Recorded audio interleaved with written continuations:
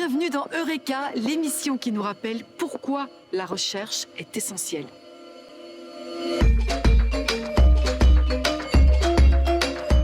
Aujourd'hui, notre chercheuse est Bénédicte Makils, chercheuse qualifiée FNRS à l'Université de Liège.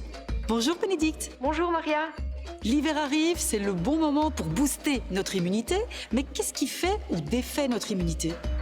En fait, il y a une multitude de facteurs de l'environnement qui peuvent façonner notre système immunitaire, soit en le boostant, en le stimulant, ou au contraire en le freinant, en l'inhibant. Cela fait l'objet de recherches dans le monde entier.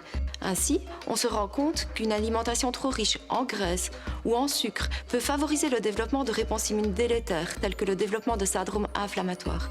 Mais ce n'est pas tout. Notre exposition à la pollution, au tabac, à certains médicaments, à certains dérivés microbiens ou au contraire, à un mode de vie trop hygiénique peut influencer notre système immunitaire. Notre hygiène a un impact sur notre immunité ? Absolument. En fait, il faut trouver le bon équilibre dans l'éducation de notre système immunitaire. Et un enfant doit être exposé à certains microbes dès le plus jeune âge. Ainsi, les conditions de vie aseptisées de nos régions industrialisées favorisent le développement de certaines maladies allergiques, comme l'asthme, l'eczéma ou encore le rhume des foins. Ah, c'est surprenant ça, parce qu'on penserait plutôt que l'hygiène protège nos enfants.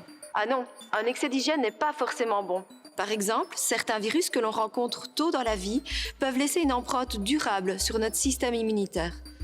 Cela fait partie de ma recherche et je trouve ça passionnant de découvrir que certains virus peuvent véritablement booster notre immunité, alors que d'autres induisent des réactions négatives encore présentes à l'âge adulte. Comprendre les mécanismes sous-jacents est très important pour améliorer la lutte contre les maladies allergiques ou les maladies inflammatoires chroniques. Effectivement, ce sont des maladies qui se développent de plus en plus dans nos sociétés et c'est pour ça que la recherche est essentielle. Merci beaucoup Bénédicte. Et quant à nous, on se retrouve la semaine prochaine pour de nouvelles aventures scientifiques.